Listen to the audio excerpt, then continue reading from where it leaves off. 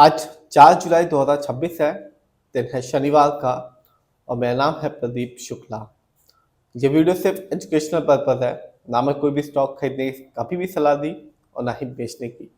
आप जिस भी कंपनी के शेयर को खरीदना, खुद रिसर्च करना, एनालाइज करना, अपने फाइनेंशियल एडवाइजर की राय लेना, तब जाकर ही अपने पैसे को शेयर मार्केट में लगाना।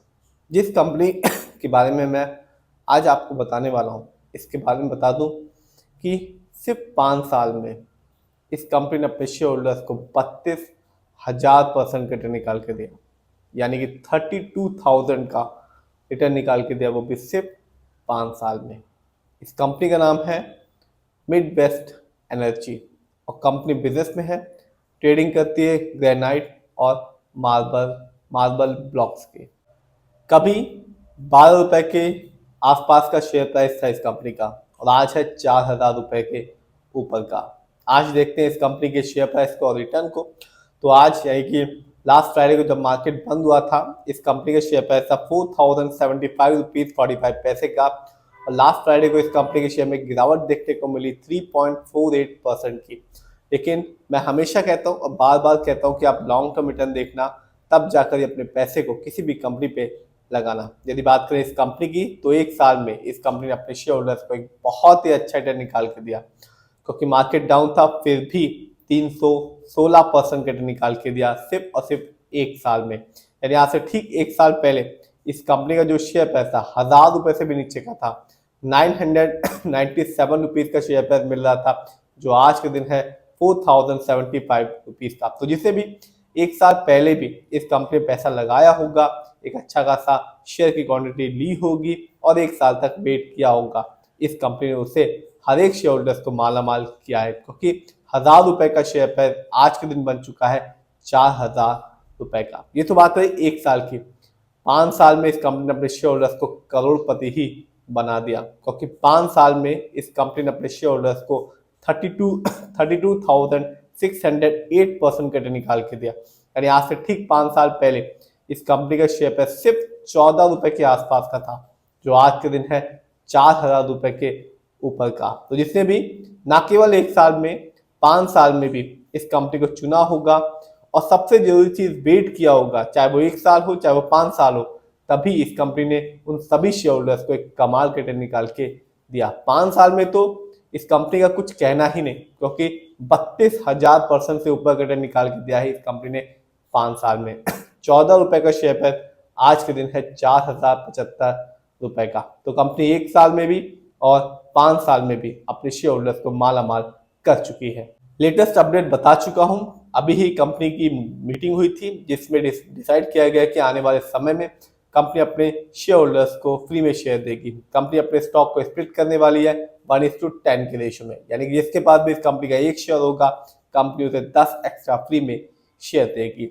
जानते हैं इस कंपनी के स्टॉक के परफॉर्मेंस को। तो एक साल में इस कंपनी का जो हाईएस्ट शेयर प्राइस गया वो गया 5,900 रुपीज का, जबकि एक साल में इस कंपनी का लोएस्ट शेयर प्राइस आया 921 रुपीज 15 पैसे का। देखते हैं इस कंपनी के फंडामेंटल्स को। तो जो कंपनी का मार्केट कैप है वो है 5,478 करोड़ का। ये कंपनी मिड कैप की है, क्योंकि मार्केट कैप 5,000 करोड़ के ऊपर का है और 20,000 करोड़ के नीचे का। पीबी रेशियो 13.19 है। शेयर मार्केट में एक अच्छा पीबी रेशियो कहलाता है 1 या तो बिलो 3।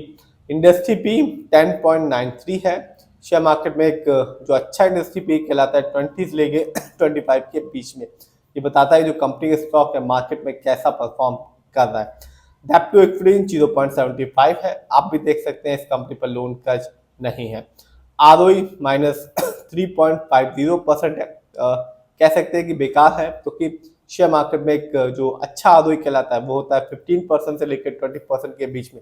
और मेरा मानना है कि आप जब भी किसी कंपनी के फंडामेंटल्स को देखें तो आरओई जरूर चेक करें, क्योंकि बताता है कंपनी कैसे आपके पैसे को इस्तेमाल कर रही है। यदि कंपनी का आरओई हाई होता है या पॉजिटिव होता है तो साफ बताएगा कि कंपनी आपके पैसे को सही से इस्तेमाल कर रही है, इससे आगे चल के फ्यूचर में कंपनी आपको एक अच्छा खासा रिटर्न दे पाएगी। यदि कंपनी का आरओई कम होता है या नेगेटिव होता है तो साफ बताता है कंपनी आपके पैसे को सही प्रोजेक्ट्स में नहीं लगा पा रही, सही से यूटिलाइज नहीं कर पा रही, जिससे टर्म पानी जो पॉसिबिलिटीज होती है लॉन्ग टर्म में वो बहुत ज़्यादा कम हो जाती है। इस कंपनी का ईपीएस है -10.80 का, बेकार है क्योंकि शेयर मार्केट में एक अच्छा ईपीएस कहलाता है 80 और उससे ज्यादा का। ये बताता है कंपनी ने लास्ट 12 महीने में कितना कमाया। बुक वैल्यू 320.21 और कंपनी का फेस वैल्यू है 10। देखते हैं इस कंपनी के फाइनेंशियल कंडीशन को। तो मार्च क्वार्टर में इस कंपनी का रेवेन्यू था 7 करोड़ का, जबकि 2025 में इस कंपनी का ईयरली रेवेन्यू था 1 करोड़ का। प्रॉफिट मार्च क्वार्टर में इस कंपनी का प्रॉफिट था -3 करोड़ का, जबकि 2025 में इस कंपनी का ईयरली प्रॉफिट था -7 करोड़ का।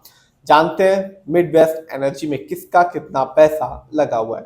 तो प्रमोटर यानी कि इस कंपनी के ओनर्स जिनका पैसा इस कंपनी में लगा हुआ है 63.15% का। रिटेलर्स यानी कि हम लोग का पैसा इस कंपनी में लगा हुआ है 28.37% का।